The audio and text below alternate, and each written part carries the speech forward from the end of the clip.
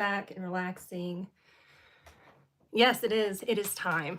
You were right about that. I'm going to be relaxing tonight. So you guys get your tea, get your blankets. We're going to work those frown lines out, stress furrow. We're going to take care of all of it tonight. Don't you worry. So how's everybody doing? Let me know down in the comments, where are you watching from? And how are you doing? Do you have a beverage? If so, what? I'm having a cup of tea. Hey, Lady Shervin. And my tea comes with inspirational sayings on the tea bags.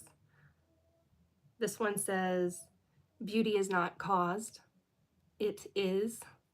That's by Emily Dickinson.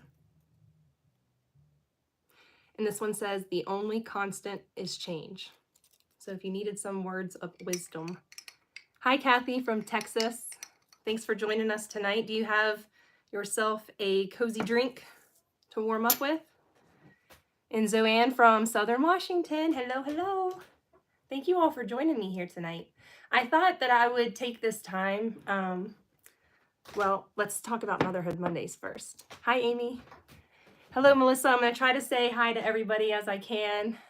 Tea with milk and maple syrup. Ooh, we've been loving maple syrup in our hot drinks lately. That's a good one. Let me just tell you guys what my plan is. So this channel originally started out as a motherhood channel. It's kind of morphed into a food channel. So I wanted to bring it back to motherhood a little bit, or just, you know, womanhood. Let's be real here. And that's what Motherhood Mondays are all about. It's for maidens to matriarchs. So if you are, it doesn't matter. It's for everybody. I just call it Motherhood Mondays because I think for people like me, I need to book in a period of time. I need to book a period of time where I can just, you know, hang out with some other folks and chat and share stories from our weeks and have just a community here online. I think that's really important for myself and for maybe some of you. Maybe you need a community too, a place where you can hang out for an hour and give yourself some time, drink a warm cup of tea, and just chat about whatever is going on. I'm going to try to be more topic specific. And in this one, I wanted to talk a little bit more about me and my life and how I got to where I am today. A lot of you ask about my cooking and where I learned that from. Was I brought up with foods made from scratch? Did my mom buy in bulk? And I can't tell that story without telling a little bit about my beginnings. So that's kind of what I wanted to talk about and how I got to where I am today and why I am this weird person that I am, or weird, unique individual that I am now. Maybe swimming a little bit against the stream, the mainstream, you know, and that's okay. So I know a lot of you don't know much about me because the only thing I really shared on my channel is about cooking and a lot of meal prep videos and pantry videos and things of that nature. So it helps to kind of get to know the person behind the vlog a little bit better if you just know a little history and background. So that's what I thought we would talk about tonight. I think it's a little bit interesting, my background, and I won't go too deep and I'll spare a lot of details because we're just going to stay light, keep it light. So that's our goal tonight, is to talk about how I learned to cook the way that I do and a little bit about me. And I also want to know a little bit about you all. So I always say I love to hear from you all down in the comments. But Motherhood Mondays. Another thing I want to do with Motherhood Mondays is in the future, I would like to have guests on here with me because YouTube has now made it where we can have lives with other people. So I could bring there's so many people. As long as they're willing to talk with me, I can bring them on here. And it doesn't have to be a mom necessarily, but it could be anybody that's into traditional cooking, homesteading, homemaking, getting back to like the traditional homemaker role. And I think that it would be really nice to talk to other people and hear their experiences, hear about their beginnings, how they started their channels, how they learned to cook or how they learned to garden.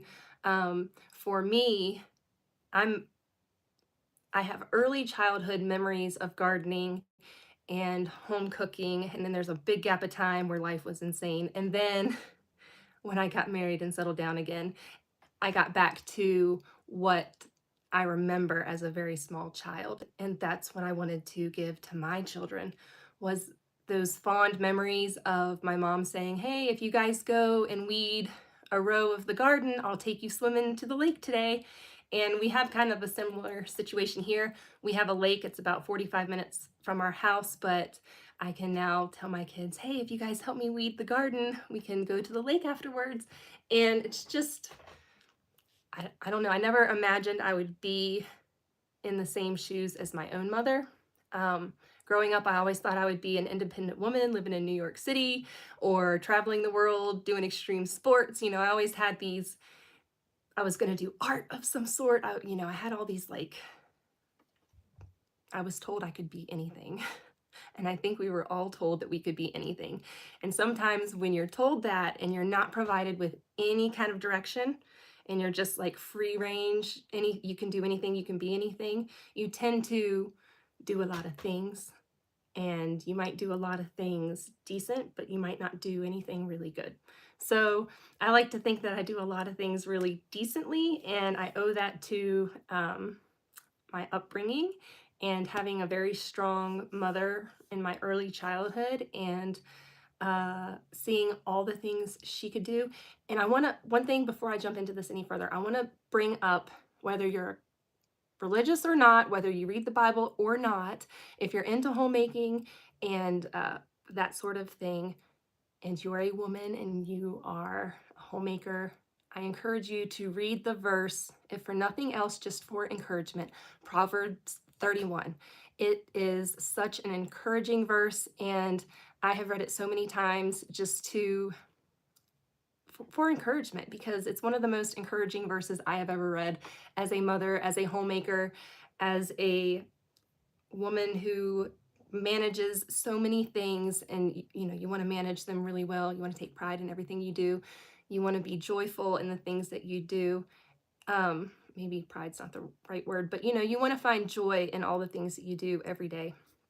And the Proverbs 31 verse, or a Proverbs 31 woman, um, it talks about the woman who can go and examine a field and then purchase the field and plant a vineyard, and she can go to the market and buy the nice fabrics for a fair price, and she can negotiate prices, and she can sew clothes for her family and make her home, build her home, do all these things. And I think one of the reasons why I started this channel was to share with other mothers that were maybe in similar shoes as me, that we can do anything and we can accomplish anything, and it doesn't all have to be done in a day. But if we take little steps, little bits here and there, that every day it adds up into, you build your home. One day you start digging the foundation and putting in your concrete and building your footers and all that kind of stuff.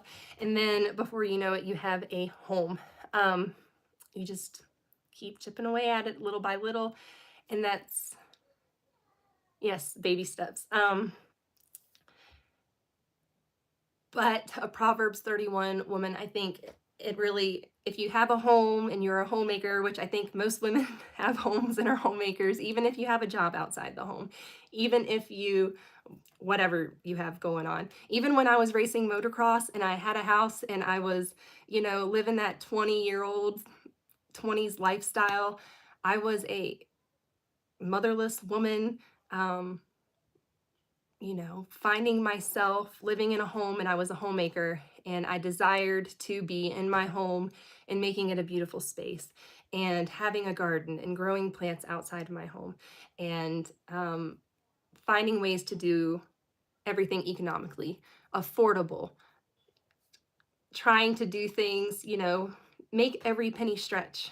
I think that's something that is uh, not acknowledged enough for a lot of women, especially, we all have income or a set amount of income that we have to budget and manage and live by.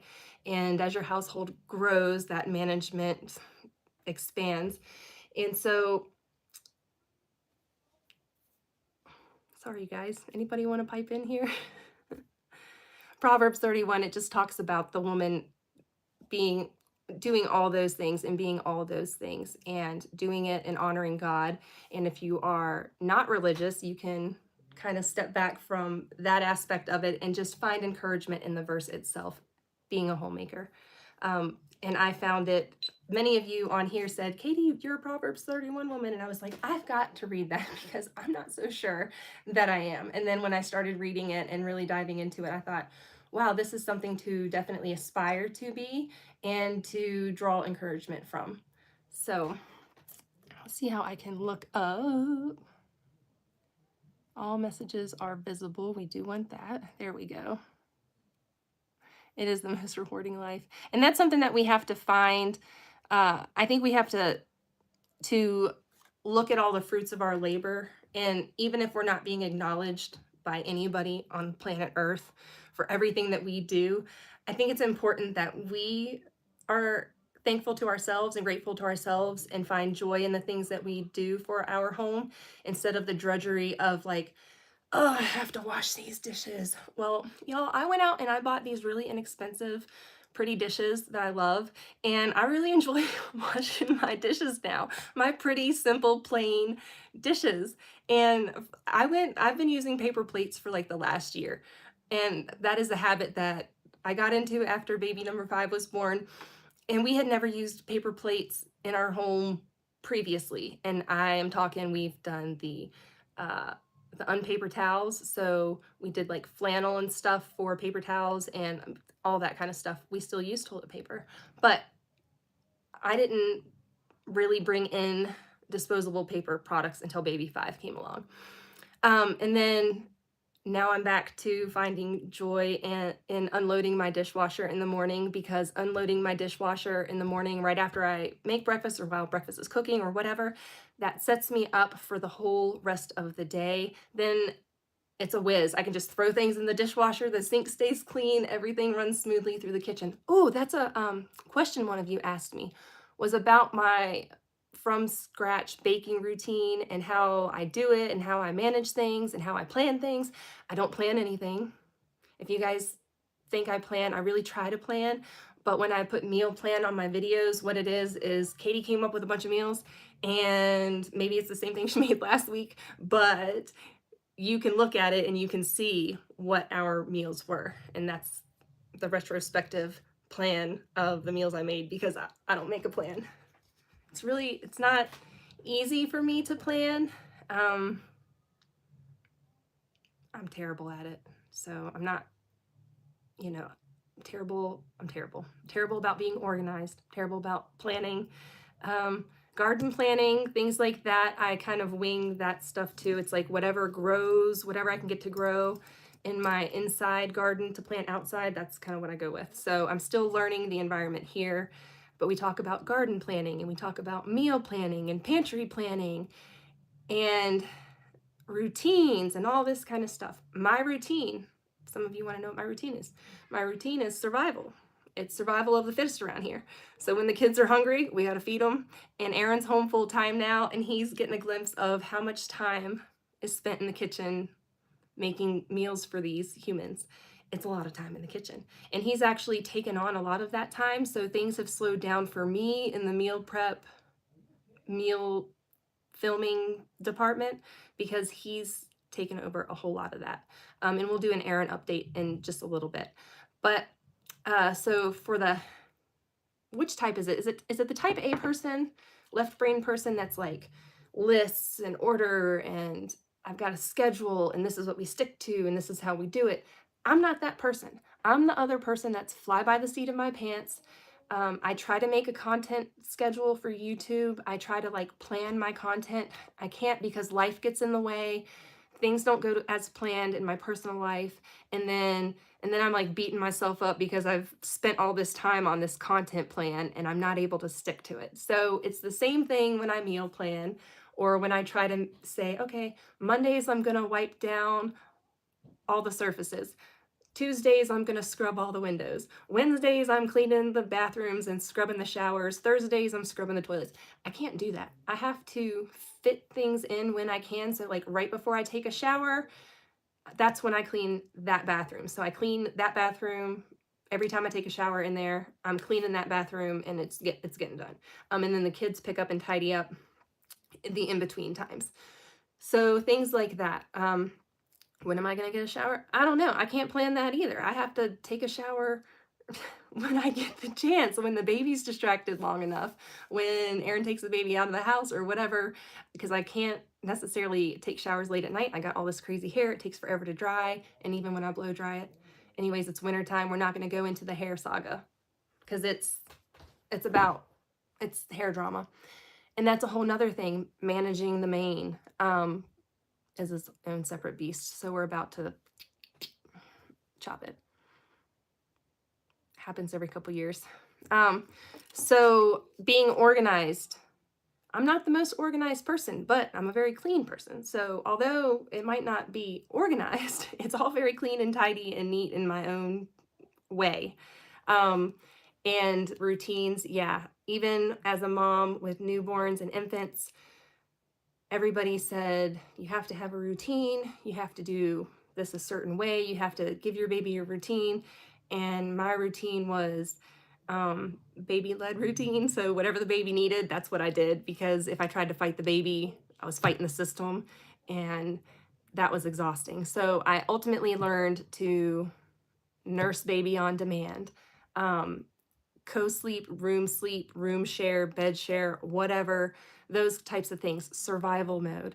And that's how I developed my routines. And I think if we like take a step back, if I were to take a step back, I would say, oh, wow, there are routines in my life. And there are cooking from scratch routines in my daily life that I do. And I try to film it all for you all, and I try to share it on my channel so that you can see that the bone broth is getting made, and then I'm making, or like I roast the chicken, and then I make some other food, and then like I get the chicken out and debone it, and then it cools off and waits for dinner. But while that's happening, I might make some sheet pancakes or whatever, and then I'm showing you, and then I'm gonna make my bone broth, and then I'm gonna make breakfast the next day, and then I'm gonna strain my bone broth. And that's my videos. I take the footage and I just like put it in day after day after day. So that's my routine. And I don't do every single meal. That's another thing too. I'm not I mean, sometimes we have scatterbrain meals. I think everybody does. I think there's days where you just like, everybody just kind of eats whatever. And then there's days where we have actual meals. I probably prepare 2 solid meals every single day. And then lunch can sometimes be whatever. Sometimes we have brunch. Sometimes we'll have a snack for breakfast and a big brunch, and then an early dinner, and then a smoothie sometime before bed. So it's just, we just kind of ride the waves and go with the flow around here. Especially because now that Aaron's home full time and we're trying to adjust to that whole new routine. So update on Aaron. He's doing really good. He hasn't had any gut issues. He's on a very strict diet and he seems to be really doing well right now with that. And then now that he's home full time, his stress load has lifted significantly, even though I think it's a different kind of stress load when you're home full time with 5 children and your wife. And learning his new routines. So he's doing that. He's still managing all of his other health conditions, all of his other symptoms, all of his therapies, all that kind of stuff. So if you've been around for a while, you know that Aaron's in the military, and about over a year ago, we started the med board process to have him medically evaluated, and they have just now a year later started that process. So it's a long process. And we are on day 0 as of last week. So sometime, I think it was like Wednesday last week was when he started day 0. It could take as little as 170 days. It could take years. So that's where we're at. In the meantime, he's home with me full time and managing his health, managing his doctor's appointments for his various diagnoses. Too many to list here. I'm not going to go into it because it's his personal medical business. I share a little bit because we do updates for friends and family on here. And yes, I'm doing pretty good. I'm currently battling a bug, Carol. Every time I get better, I'm better for less than a week, and then something else rolls in, and the kids bring home something else, and I end up with that too. So we are battling colds, and one of the kids had the vomit flu over the weekend. So thankfully, the vomit flu didn't make its rounds. At least it hasn't yet. We managed that very well and kept it pretty isolated. So, but yes, the rest of us are battling some kind of sinus cold. You can see my nose is a little red down there because I'm constantly wiping it with tissues and stuff. So yeah, let's go back and start to rewind it. So if you guys are watching now and you see how my brain works, right? Where am I? Squirrel.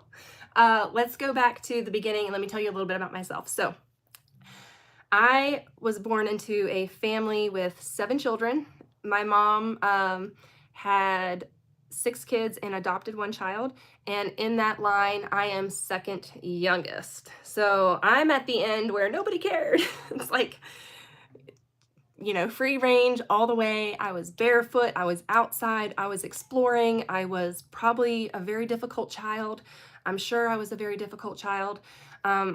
Pretty wild, and just I would go outside and like chop up all the leaves and chop up all the onions and flowers and make perfumes and stews and potions and all that kind of stuff. And I love to climb trees, and I love to ride my bike through big mud puddles on the dirt lane. And I was just your normal average tom girl, I don't know what it is, but very, very much wanted to chase my 4 older brothers, and I wanted to be just like my older brothers. I wanted to do everything better than them.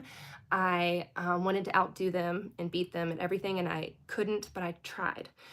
Proof of that is, you probably can't see it, but I have a scar right here under my eye. When I was a child, I was riding a bicycle, and they were all riding with their hands off, but I wanted to do one better, right? I wanted to stand up and pedal and take my hands off. But my handlebars didn't have rubber on the ends, so I crashed, and the handlebar got me right there in the face, and it was pretty gnarly, but I survived it, and all the other crazy accidents that I got into trying to keep up with my brothers. That led me into my teen years and my 20s. My teen years, I was lifeguarding and working at a ski and snowboard resort. And so I was snowboarding and doing that kind of stuff. And then in my 20s, I got into motocross. So I was into motocross. I was working construction. I was operating heavy equipment. I was in excavating, and I was in environmental remediation. So we tore down houses. We ripped people's houses apart for lead, asbestos, and mold remediation. And then dug a lot of dirt, shoveled a lot of gravel, raked a lot of gravel, planted a lot of grass seed, and that kind of stuff. So that was my majority of my 20s, was racing motocross and working in excavation, and also working at the ski and snowboard resort in the wintertime, because it was like summers were busy for excavating, but winters were slow for excavating. So I would go and work the ski and snowboard resort and snowboard for free all winter. And that was cool. So that's what I did. And then Aaron and I got married immediately. Like, I met him around things. I didn't meet him. We've known each other our whole lives, but he came back from, hey babe, that was Aaron right there. So he came back from one of his deployments overseas, and then we met up over Thanksgiving break and got married 30 days later.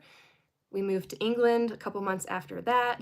And then when we moved to England, that's kind of when like all of the food stuff started, because I really got into all the food, all the amazing food that is over there.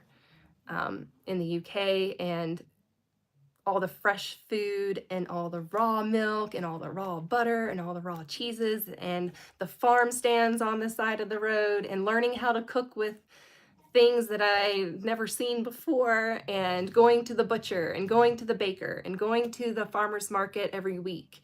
And it was just so cool. It was totally different, a totally different cultural experience than living in the United States where we go to the grocery store.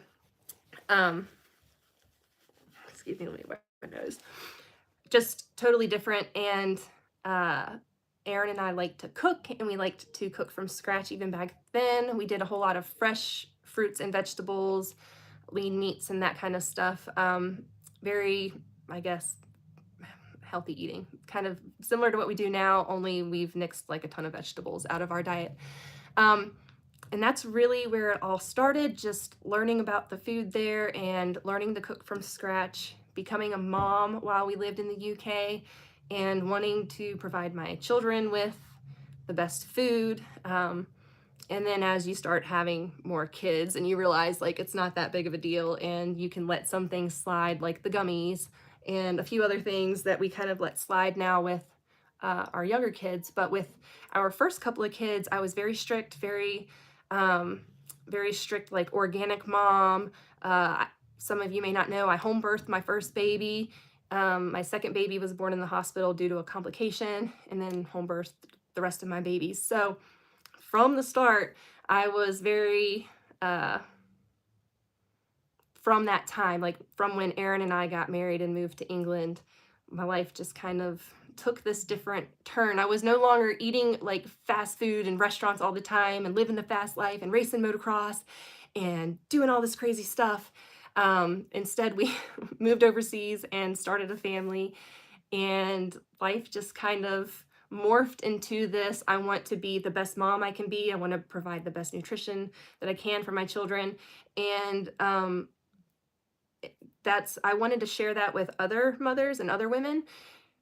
And because we were at a military base with other young military families, families that were far away from their families, women whose husbands were deployed and they were giving birth alone, uh, in the hospital or at home, because in the UK you could birth in the hospital or they sent midwives to your house. Um, and so there was a lot of women that were birthing alone. And when Hagen was about 6 months old, I decided to become a doula. And the military actually provided for the military spouses to get training, and they financed it and all that kind of stuff. So we brought a doula instructor over to England. And at that time, Hagen was 6 months old, and she had been a colic reflux baby. From about 2 months onward, she just screamed and cried and was miserable. She had her few little happy moments, but she puked everywhere. All my babies puked until I found out why they were puking. And I'll get to that in just a minute. So this kind of leads me into more of like diet and nutrition and why I am the way I am. So Hagen was a colicky baby. And Riker was too. I mean, he wasn't the happiest baby, and he puked loads. He spit up, projectile vomited, all that kind of stuff. Thank you, Judy. And so they would puke and puke and puke. So I started the doula course, and I had been taking my baby to the pediatrician, and the pediatrician was like wanting me to put her on antacids and all this kind of stuff, and I wasn't comfortable doing that. I didn't want to do it. And I'm in this doula course. The lady happened to be a pediatric nurse practitioner, and I'm talking about my woes with my baby. She's so colicky, she screams and cries, she pukes everywhere, she's miserable in the car, everything. And she said, "Have you tried infant probiotics?" I said, "No." She said, "Have you tried eliminating certain foods from your diet?" And I was like, "No, nobody's told me any of these things. I didn't know I needed to eliminate foods. I didn't know that I needed to give her like they were it's probiotics that are specific for colic reflux, and it's the strain L.reuteri, L. reuteri, and it's a specific strain for colic reflux for babies. Anyways, learned that information, I started eliminating things like broccoli and beans and, the things that would cause gas and stuff like that, but it didn't completely solve the problem. She's also like had baby acne and that kind of stuff. So with baby number 3, he was born and he was projectile vomiting, covered in baby acne, just like puking loads. And I was doing everything I knew to do to help him. Because if you've ever had a colicky baby, you know that it's utterly exhausting for mama, for baby, for everybody involved. And we've always been attachment parents. So we've always held our babies and comforted them through everything. We don't do cry it out or anything of the sort. Not in this house. 5 kids, we don't do that. And so with Torsten, I had an amazing midwife, and she at the time had a brand new naturopath working in her clinic. And so she said, take him to the naturopath and talk to her and see what she says. So I go to take my, he was only like a couple weeks old baby to this naturopath. And she said, we're going to do an elimination diet for you, Mom, to help to see what we can pinpoint what's aggravating his colic reflux. So I was like, I'll do anything to make this baby stop screaming and to stop vomiting all over everything. And so I did the elimination diet, and I'm going to tell you, I was eating chicken broth. I was making bone broth. Aaron, when my 3rd baby was born, he got me an Instant Pot because that's what I wanted. That was my push present. I was like, I just want a pressure cooker. And so I got my first Instant Pot. It's the same one that I still cook with today, 7.5 years later. And so I was making chicken, and I was eating chicken, bone broth, spinach, avocados, eggs. No, I wasn't eating eggs. I take that back. I wasn't eating eggs because that was like on the elimination list. So I was eating like a handful of fruits, just like avocados like crazy because they were loaded with fat and whatever else I could. So I did that for, I think it was 6 weeks or so. I was on that elimination diet and I was starving to death. Still breastfeeding my baby. But he got better. Within about 7 days, he got better. He was not spitting up anymore. No more spitting up. Did not spit up anymore. And he was no longer colicky. So I started reintroducing food. What did I reintroduce? The first thing I wanted was cheese because I love dairy, and I think many of us do. So the very first thing I introduced was dairy. And sure enough, within 12 hours, he was screaming, raging mad all night long, colicky, puking everywhere.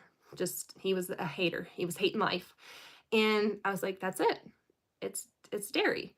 So I eliminated dairy, and waited like another week and started reintroducing other foods, and just to see if there was anything else that could possibly be bothering him. And sure enough, it was primarily only the dairy, and then I stayed away from like beans and cruciferous vegetables that can cause gas, like, broccoli and things like that. So I limited dairy, beans, and broccoli, brassicas, and things like that. And he was a happy baby, never spit up unless I ate something that was packaged or processed that had dairy in it and I didn't read the ingredients very well. Immediately. If I licked butter, immediately, within 12 hours, miserable colicky baby. I did anything, I would have done anything to make my baby happy, so I quit dairy. Then with baby 4, I ate dairy up until she was born. And for the first week, she had baby acne. And I made sure that I eliminated dairy from then on. I can't remember if I eliminated it when she was born, because I think I was like trying to eliminate dairy like the last couple weeks of pregnancy. I was like weaning myself off of it because I didn't want dairy in my diet when the baby was born. But when she was born, she had like a week of like a little bit of spitting up and baby acne, and I got really strict on the dairy, and her skin cleared up and she did not spit up again unless I had something hidden or I like shoved a piece of my kid's sandwich in my mouth and like spit it out and wiped my mouth out. Any amount of dairy that I would have or ingest would make my babies absolutely miserable. And I don't know how else to explain this. Some people don't believe me. And it's really frustrating when you live through something and you experience something like dairy intolerance in infants, and it's every single one of your children, and the doctor doesn't tell you, hey, maybe you should eliminate dairy. Like, why didn't anybody tell me? Why didn't anybody tell me? And that really upset me, and I'm still slightly bitter about that because I had 3 babies that suffered and they didn't need to, and the pediatricians don't know anything about diet, and the pediatricians just wanted to throw medications at my infant. And I didn't think that was unacceptable to me. So that's where all of like, I had to really start making everything that I was eating from scratch. Because if I bought something from the store packaged, there was whey in it, there was dairy of some sort in it, there was always something hidden in everything. And so I even, when Torsten was a couple months old, we went and visited family, and I was away from him for a period of time. He was with his dad, and I had a nursing cousin, but she was eating dairy, and she nursed him, and he immediately was like colic reflux that night, and it was miserable. I wasn't mad about it at all. I was thankful that somebody was there that could nurse my baby in my absence, and forever grateful for that. But it just goes to show that even in another mom's diet, it affected my baby. Anytime I had it, it affected my baby. So I started making all my bread from scratch. I started making sourdough because I knew that sourdough was more easily digestible than yeasted breads. So I will say for 5 or 6 years exclusively, I only made sourdough bread for my family. And when baby 5 came along, I got a bread machine and I started making yeasted breads because I couldn't keep up with the sourdough. And I have a condition where, like using my hands in sourdough, unless I'm wearing gloves, the wheat and stuff and the water from washing my hands so much from handling the dough, I got, it starts with a D. It's like dihydraulic or something weird. Eczema. Anyways, long story short, I haven't had eczema that bad since I started using the bread machine and keeping my hands out of the dough. I can also make sourdough in the bread machine, so that's another option too. But that's really where the journey transitioned, was with baby number 3. So we were living in England, and I have to tell you all this. When we lived in England, we had a little homestead. So the first place we lived was in the town center area, and we had a terraced house. It's like a townhouse. And then we moved out to the countryside into a house on a river where houseboats went by, and this house had 18 varieties of fruit and apple trees on the property. We had it was a garden allotment. It was like half a mile down the road, a walk from our cottage to, it wasn't a cottage because cottages are like single story townhomes. But we had a house on the river. So we had chickens there. We had 2 acres of an allotment that we could garden. It was amazing. It was really cool. I was pregnant with Hagen and birthed Hagen while we lived in that house. Unfortunately, 2 months after Hagen was born, a tree fell on the house while we were in it. My dad was visiting from the States.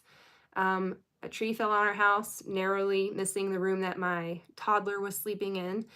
And we were booted from that house in December, and we lived in a hotel for months in the UK through the holidays and everything like that with a colicky baby. So we were in a hotel with an infant that was 2 months old and just screamed nonstop. And I would stand in the bathroom with the faucet on. Anyways, that gets me to where we are today. Elimination diets.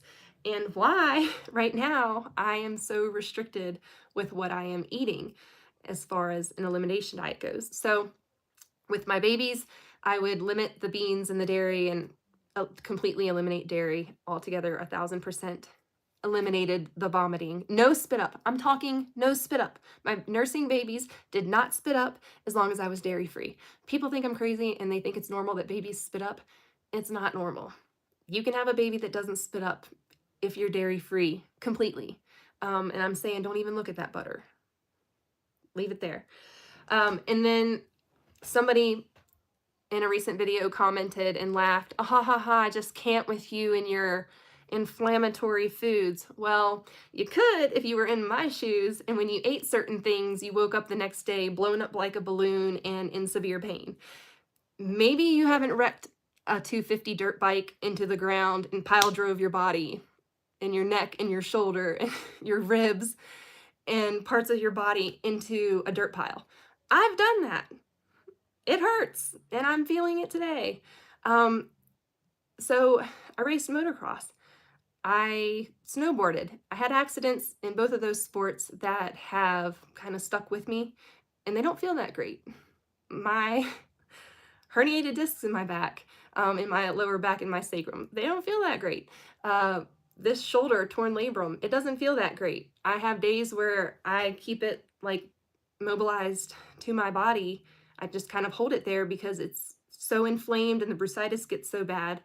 But it's manageable, and it's a manageable level of pain as long as my diet is restrictive and as long as I don't eat certain things.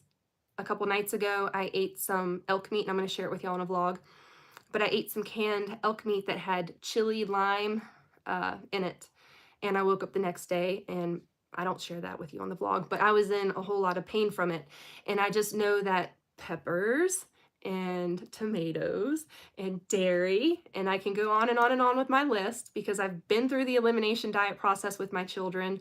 I've been through it with myself. I've been through it with my husband. And when you eliminate foods for a long time because you're suffering from what you're eating, and you start to reintroduce things, and when you reintroduce certain things and they cause you extreme pain and inflammation and things that you can't, you can't function normally in that state. And so I know people with rheumatoid arthritis, and their rheumatoid arthritis would likely be nearly cured if they did an elimination diet and eliminated the foods that caused them the inflammation and pain that they experience every single day. I know because I wake up and my hands hurt and I can't open up jars or hold things or do certain things because my hands ache so bad sometimes. My shoulder aches so bad I can't reach my arm up, like I have limited mobility and a frozen shoulder in this side. I've been to physical therapy for it and all that kind of stuff, and when I reach certain heights or when I try to reach behind me, yeah, can't do it, y'all. So I have to manage what I eat. And I'm quickly reminded I can't eat certain foods because I am in pain for days afterwards. That's just a fact. If you think that it's not true, maybe you just haven't lived the life that I've lived. I don't know. I guess we can't compare apples to apples. We just can't do it because it's different. If you don't have injuries, if you haven't beaten your body up in your lifetime like I have, I could tell you a lot of the reckless, crazy things that I did. I was a child that was left to be free range, and I did a lot of crazy stuff. Nobody was really guiding me and saying, hey, Katie, don't do these stupid things. Hey, Katie, maybe you shouldn't be racing motocross in your 20s. You've never done it before because you're going to crash a lot. That kind of stuff. Nobody was there to guide me. I was like, hey, I'm living. Life is great. I'm just having fun doing all this crazy stuff, right? Drinking, partying, riding 50s around doing wheelies, like listening to terrible, terrible music. Now all we listen to is worship music. It's changed my life. But when you're in that lifestyle and you live like that, you do things to your body. And then there was other situations in my life. I also have Hashimoto's, so I have to be careful about what I eat because certain foods cause inflammation to my thyroid, and my levels can go up, and that's a whole nother thing that we're learning to deal with here. So yes, foods can cause inflammation for some people, and some people don't realize that they are inflamed because they chronically eat this way and they chronically are this way, and they just think it's normal. And I'm here to say it doesn't have to be normal, and you can find a way to live better and healthier. And when I was eating dairy, I had cystic acne, and I did a really good job covering it up for you all in my videos and stuff, or I just didn't even show my face, but it was like large, painful cystic acne on all around my face. And when I quit dairy, that disappeared. I am like 3 cycles into being dairy free. I kind of like, I've had some slip ups, and when I have slip ups, I'm quickly reminded because I will get a boil that hurts like within like 2 or 3 days of eating dairy. So, and pain. So it's like, okay, Katie, don't do that again. Yeah, I mean, quitting anything is any bad habit. I used to drink a lot, and I am now over a year alcohol free.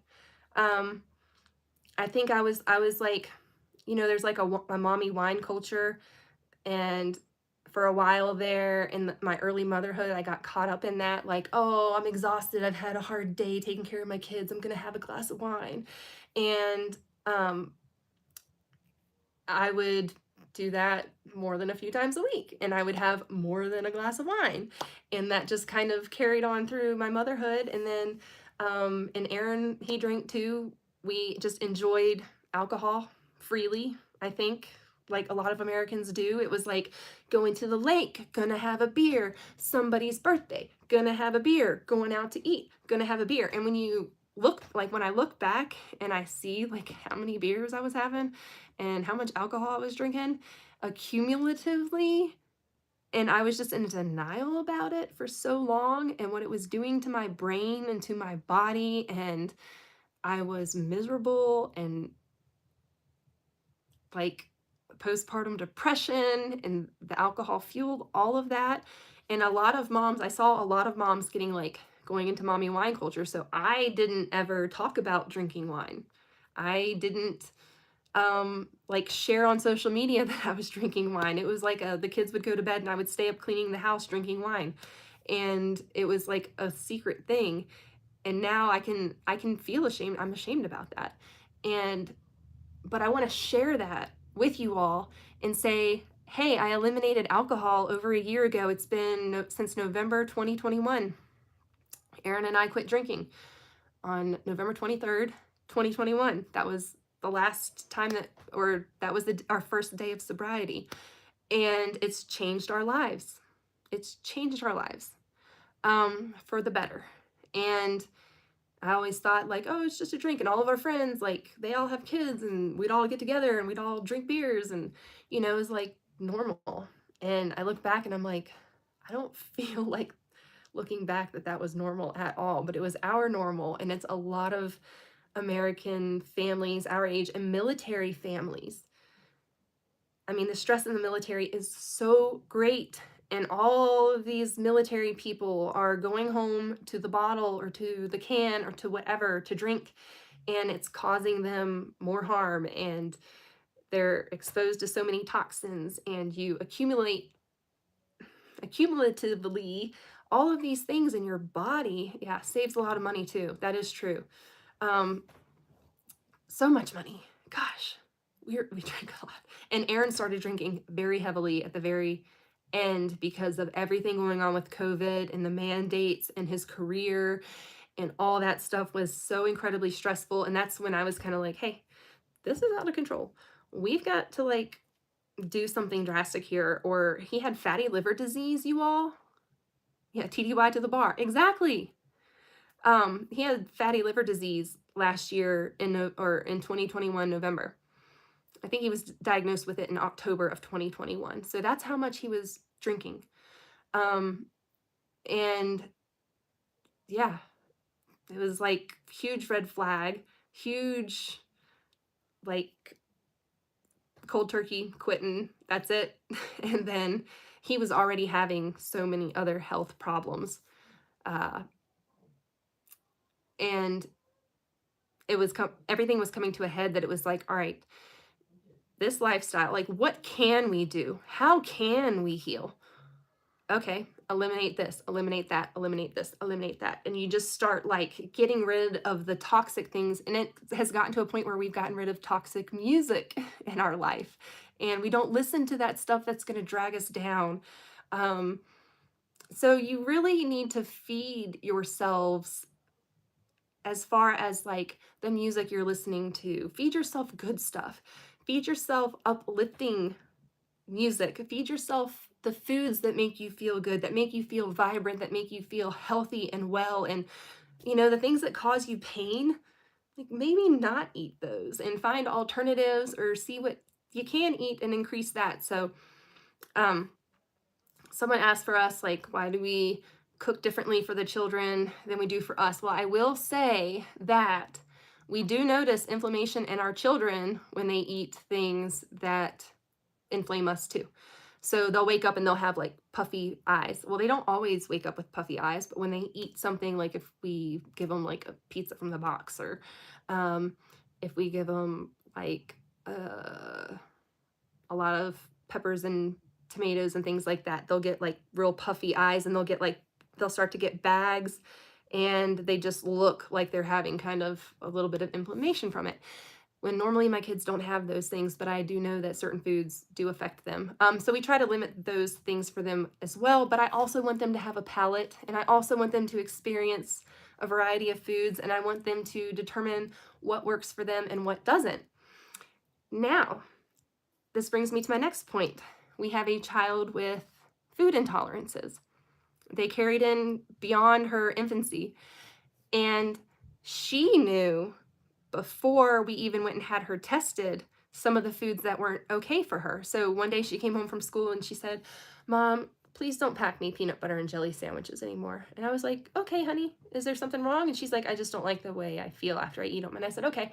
Turns out, because also when she came home and said that, at that time she was developing eczema pretty severely. And there were some other things going on, and she was also eating, the school would only allow, they wouldn't allow us to send her snacks from home. They would only allow them to eat their wheat, their cereal, their milk for snack at school. You had to have a special letter from a doctor to eat anything else. So she was eating like all these processed things that we never fed her in her whole entire life. So now she's getting like Cheerios and their yucky milk for a snack. And she started having, this is in kindergarten, she started having like really bad eczema. So got her allergy tested, and it turns out that we joked for a long time she could only eat air because, and I'll say that again, that she could only eat air because she was so intolerant to so many things. I'm talking peaches, avocados, pork, every single kind of red meat, every single mammal meat. She could have chicken, turkey, and like a handful of fruits and vegetables. And so we did the whole GAPS diet for her for, I think we didn't do it for very long. So she did it for about 6 months. It was like 4 to 6 months for her, very strict, had her on a very strict diet, had a note to her school, sending her to school with her own healthy snacks, and her eczema cleared up. She started feeling better just overall. And then when we started reintroducing foods, we were only reintroducing homemade foods from scratch. So when we reintroduced gluten, she was getting sourdough, and she tolerated the sourdough.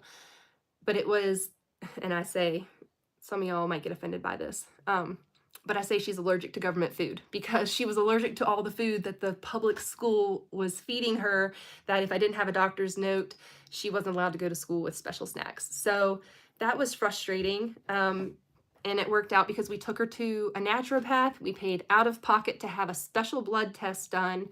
And it was one prick, one blood test, sent it off to the lab, and it printed off with like everything moderate, like no allergy, moderate, severe, and it broke it all down and gave you all the information that you needed. So, point in telling y'all all that is, if you want the easy way to determine what your body can tolerate and what your body can't tolerate, there's an easy blood allergy test that you can go and get and have your blood tested, and it can come back and it'll tell you mild, moderate, severe, anaphylactic, and then you can manage your diet from there. I need to go get this blood test because right now I'm just playing, I'm spinning the dial and like, what can I eat today? Oh, that didn't work. And that's just where I'm at. And some days I'm really hungry and I just want to eat something, and I'll eat something and then I have regrets. So, and my regrets are in the form of pain and cystic acne, and yours might be like mine's pain, inflammation, and old injuries and things like that. And I don't know if my hands hurt so bad because I used to race motocross, and if you've ever ridden on an ATV, or just like even just like recreationally just riding around, then you know what arm pump is, and you know like that your hands gonna get tired. Well, imagine going like really fast speeds on a dirt bike and jumping it and cornering it and doing all this crazy stuff. um and then I had like rocks and stuff. Roost is what we called it. So roost from bikes in front of me would like hit my knuckles and hands, but I never had any injuries to my hands. I did shovel a lot and I did a lot of like really hard manual labor in my 20s.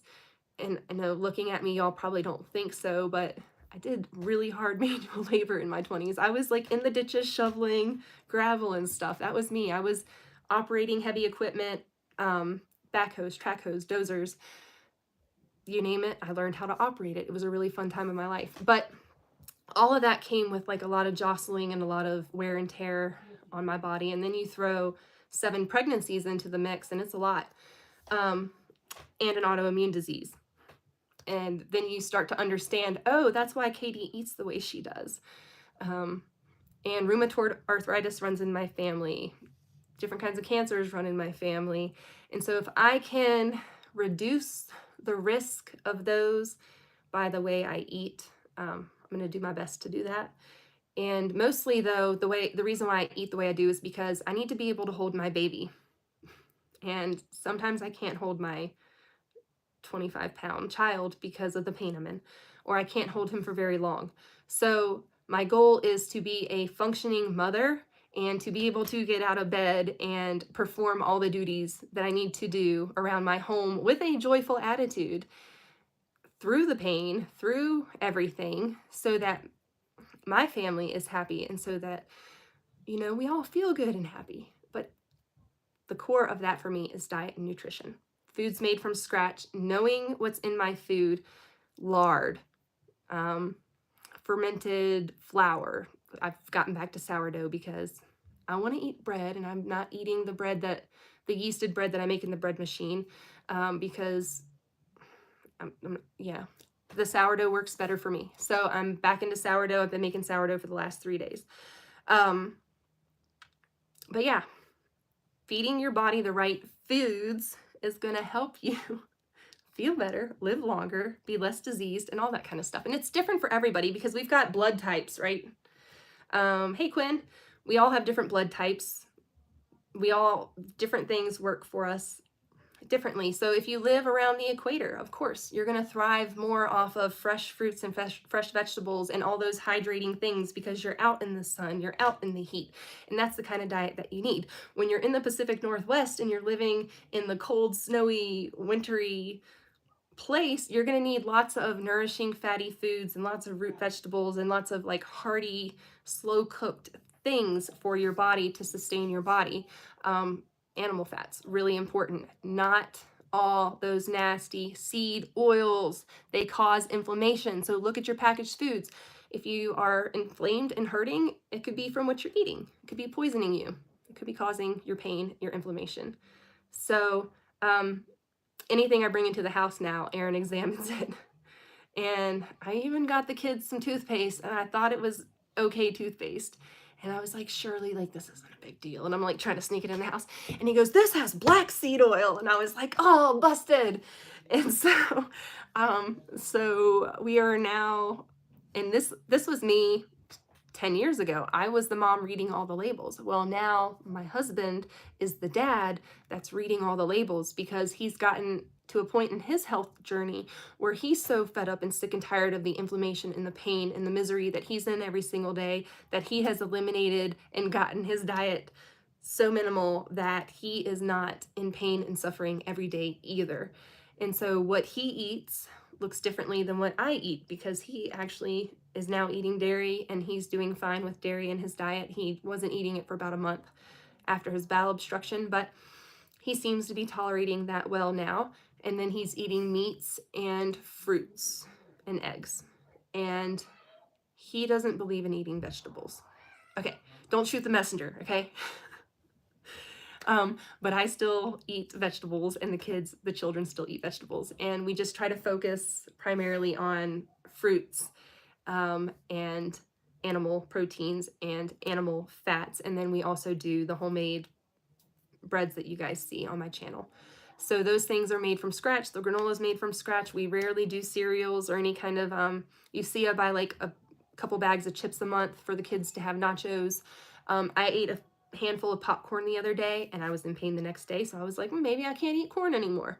And Aaron even warned me. He's like, should you be eating that popcorn? I was like, shut up. Let me eat my popcorn. I just want to eat some food, And so it's funny because I will go for a long time without eating something and I'm like, just let me try it. What's the harm? And then the harm. And I'm like, nope, not going to do that again. So it's kind of like when we used to drink alcohol. Occasionally we would drink too much alcohol. That happened and we would have hangovers and we're like, why did we do that? That was so stupid. We shouldn't have done that.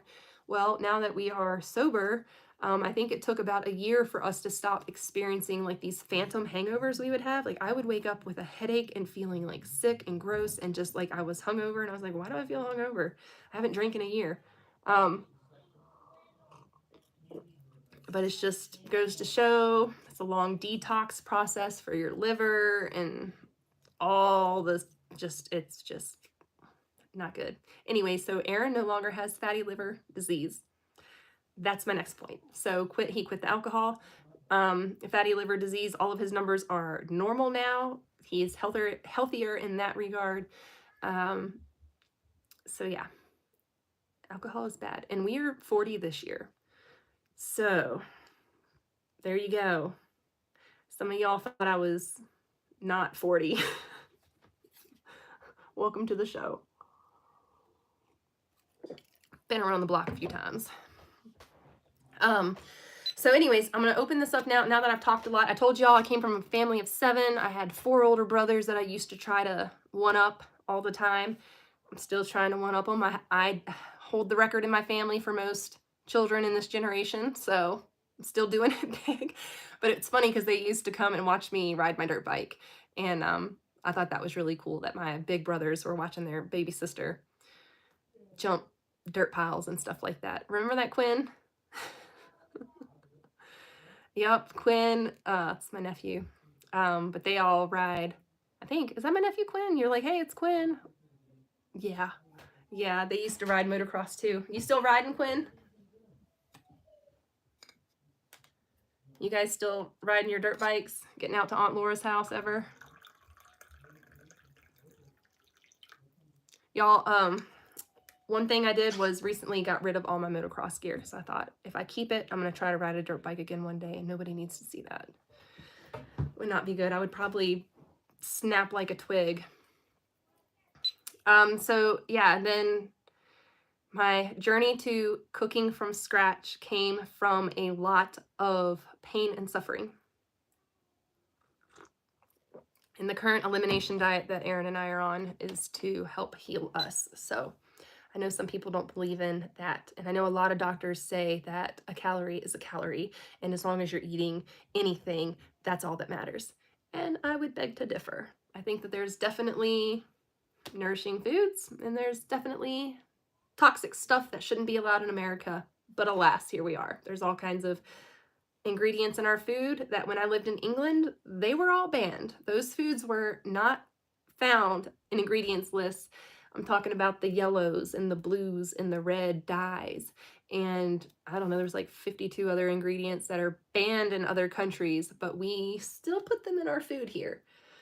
So something to be mindful of when you're at the grocery store shopping on the outside aisles, avoiding those inside aisles where all those packaged foods are with all those hidden toxic ingredients that can be making you sick or shortening your life or causing cancers or inflammation or whatever.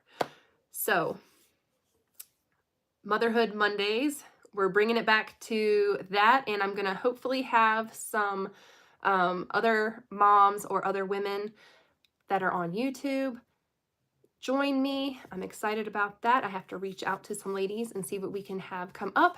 But again, this is going to be just a time where we spend about an hour together and we're going to have different topics every week.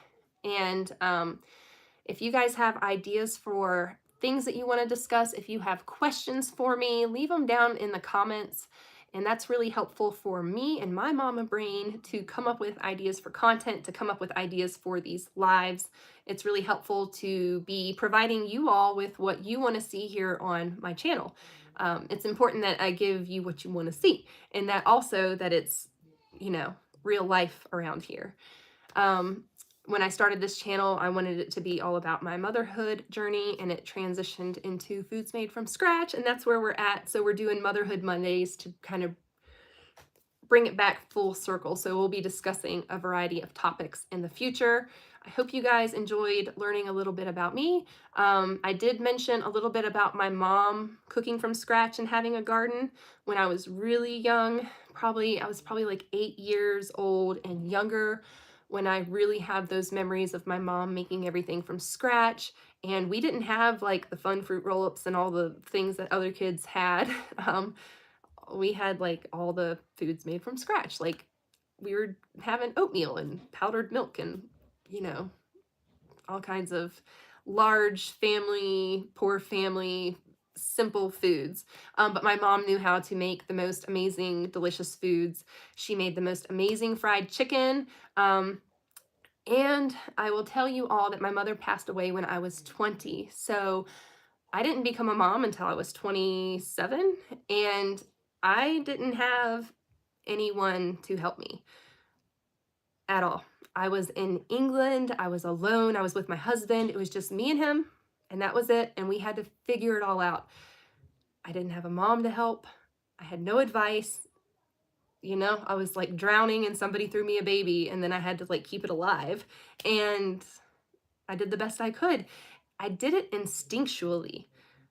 Because I didn't have all these people in my ear going, Katie, do this, do it like this, your baby needs this, do this over there, actually ended up being really beneficial for me because I was able to figure out how to mother instinctually and give my baby exactly what he needed, and without anybody's judgment, without anybody critiquing me, without anything like that. So in a way, it worked out, but I wish that I had my mother there with me in those early motherhood years. I wish she was still here with me today. I would love, love, love to make pumpkin pies, the mincemeat pies, and all the wonderful pies that she continued to make every year for Christmas and Thanksgiving until the year she passed away. She continued to make those big meals from scratch and brought our whole family together. She was the matriarch, and when she passed away, I became the matriarch of my family. And that's why it's called Maidens to Matriarch. I don't know, we're going to have it Motherhood Monday, but today's video is Maiden to Matriarch because it's all inclusive. It's about my early life pre-children. It's about my current life now as matriarch of my family. Unfortunately, I can't be with my whole family. I would love to be with my whole family on the East Coast so that I could have those big family dinners. It's like a dream of mine to have everybody gather at my house and have Christmas and Thanksgiving, and I want to prepare all the delicious foods I've been making for the last 12 years that I haven't been on the East Coast, and I hope that we get to do that one day. I hope that I get to have a big, large family table, and I get to have all of my nieces and nephews gathered around, and that would be so cool. And I could make them all the foods that I make and share with you all here.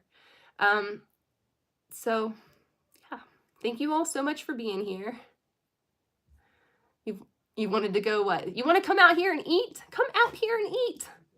We've got cool stuff. We have cougars, Quinn, we've got elk, we've got downhill mountain bike trails, like the sickest dirt mountain bike trail, like right out here outside my back door, and all the bikes you need to do that stuff. So come on out here, come visit us. We'd love to have you, nephew.